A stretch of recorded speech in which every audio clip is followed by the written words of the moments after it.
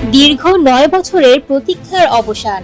অবশেষে বড় পর্দায় আসছে দেব ও শুভশ্রী গাঙ্গুলির বহু প্রতীক্ষিত সিনেমা ধূমকেতু। আগামী ১৪ই আগস্ট ছবিটি মুক্তি পেতে চলেছে প্রেক্ষাগৃহে।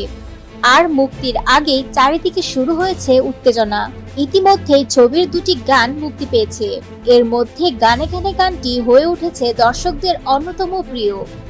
গানটিতে দেখা যায় দেব শুভশ্রীর চরিত্র রূপার অভিমান ভাঙানোর চেষ্টা করছেন। এই রোমান্টিক মুহূর্তটা দর্শকদের এতটাই হৃদয় ছুঁয়েছে যে সোশ্যাল মিডিয়া জুড়ে তৈরি হয়েছে অগণিত রিলস আর ট্রেন্ডিং কন্টেন্ট। তবে এবার একেবারে নতুন চমক। সম্প্রতি এই গানে গানে গানটিকে ঘিরে নতুন করে আলোচনার জন্ম দিলেন দেব নিজেই। শুভশ্রীর বদলে এবার গানটির লিপে দেখা গেল দেবের রিয়েল লাইফ প্রেমিকা রুক্মিণী মৈত্রকে। দেব নিজের সোশ্যাল মিডিয়াতে একটি মজার ভিডিও শেয়ার করেন। ভিডিওতে দেখা যায় দেব ও রুক্মিণী একটি গাড়িতে বসে আছেন। দেব গানটি চালু করে নিজে প্রথমে গাইতে শুরু করেন। এরপর যখন গানের সেই অংশ আসে যেটা সিনেমায় শুভশ্রী গেয়েছিলেন, তখন ক্যামেরা ঘুরিয়ে দেন রুক্মিণীর দিকে। রুক্মিণীও হাসি মুখে লিপ মিলিয়ে গানটি শেষ করেন।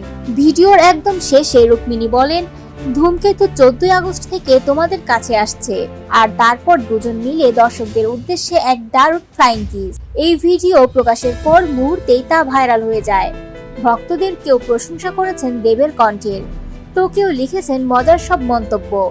একজন লিখেছেন, গানে গানে দেবদার মনের কথা শুভশ্রীদির কাছে নয়, এবার যেন রুক্মিণীদের কাছেই পৌঁছে গেল।